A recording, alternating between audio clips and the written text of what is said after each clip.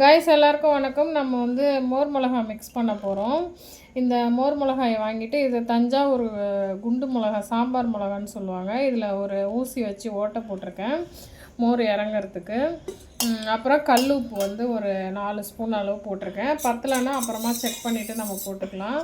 அப்புறம் ஒரு 1/2 லிட்டர் தயிர் எடுத்து அதை வந்து தண்ணி விட்டு கலந்து மோராக ஆக்கியிருக்கேன். இது வந்து 1 கிலோ மிளகா, 1 கிலோ மிளகாய்க்கு நான் 1/2 லிட்டர் தயிர் எடுத்திருக்கேன். இது வந்து நல்லா மிக்ஸ் பண்ணி ஒரு 2 நாள் ஊறட்டும். அப்போ கலர் மாறி வரும். அதுக்கப்புறம் எடுத்து நம்ம வெயிலில் வந்து காய வச்சு எடுத்தோம்னா மோர் மிளகா நமக்கு கிடச்சிடும். ஆக்சுவலாக வந்து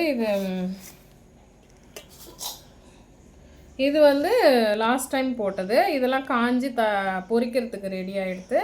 இப்போ இது வந்து அடுத்தது ஊற வைக்கிறோம். அப்படியே 2 நாள் ஊறினதுக்கப்புறம் வெயிலில் காய வச்சு எடுத்தால் ரெடி ஆகிடும். So mix பண்ணாதுமா இறக்காமல்